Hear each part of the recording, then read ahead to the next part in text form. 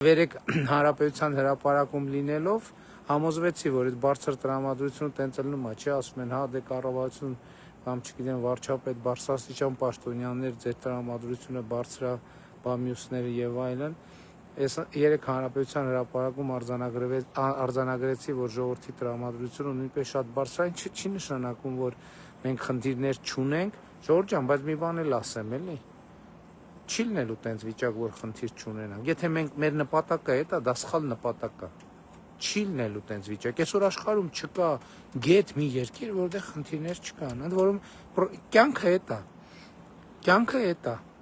Ես էլի եմ ասում, դա էլ է կարևոր արձանագրում։ Երբ որ մի խնդրեմ լուծում ես, էլի այդ օրինակը ես շատ սիրում եմ։ Երբ որ մի խնդրեմ կա, որը չես լուծե, քո սեղանին քո օրակարգում մնում է այդ մի խնդրեմը, մի տարի, 2 տարի, 3 տարի, 4 տարի, 5 տարի, 10 տարի, 20 տարի, 30 տարի։ Հետո երբ որ այդ խնդրեմը լուծում ես, թվում է թե դա հաջողություն է։ Բայց այդ խնդրեմի ու դա հաջողություն է, բայց այդ խնդրեմի լուծումից հետո գալիս է առաջանում է 3 նոր խնդրեմ, որը պետք է լուծես։ Հիմա եթե դե 3 խնդրեմները չլուծես, սեղանիդ էլի մնալու է 3 խնդրեմ։ Մի տարի, 2 տարի, 10 տարի, 30 տարի, բայց այդ խնդրեմները լուծես, ամեն լուծած խնդրեմ իր հետ բերելու է 3 խնդրեմ։ Այսինքն խնդրեմի արկայությունը, խնդրեմի ի հայտ գալը եւ դրանց հետ առնչվելը, դա է կյանքը եւ զարգացումը, ուրիշ մոդել չկա կյանքի եւ զարգացման։ Հետևաբար խնդրեմներին ես առաջարկում եմ 2026 թվականի հունվարի 1-ին պայմանավորվենք մի բան։ Եկեք խնդրեմներին վերաբերվենք որպես մեր կյանքի առօրյայի մաս, որով մենք ուղղակի պետք է զբաղվենք։ Եթե այդ խնդրեմները չլինեն, որով մենք պետք է զբաղվենք, մեր կյանքը կլինի անհետաքրքիր եւ անիմաստ, որովհետեւ հենց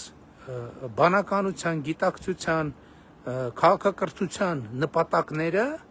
խնդիրներ լուծելն է, որովհետեւ քաղաքակրթությունը ինքը նաեւ խնդիրներ ստեղծող երևույթ է։ Քաղաքակրթությունը ինքը զարգացումը խնդիրներ ստեղծող երևույթ է։ Բայց քաղաքակրթությունը եւ զարգացումը խնդրեմը լուծում ես, ուրիշ խնդրեմ է գալիս, լուծում ես, ուրիշ խնդրեմ է գալիս եւ այդպես շարունակ։ Հիմա էլ երկարումա կներեք։ Ինչ ասեմ, ասենք մենք երբ որ դպրոցի կառուցման խնդիր ունեինք, ասենք օրինակ, ֆինանսական միջոցների խնդիր կար բյուջեն, խնդրեմ էր, լուծեցինք այդ խնդիրը։ Հետո եկավ երկրորդ խնդրեմը, բա ինչպես կառուցենք, ինչպես կազմակերպենք այդ ծավալի աշխատանքը։ Եվ այդ ընթացքում շինարարության որակի խնդիրներ ի հայտ եկավ։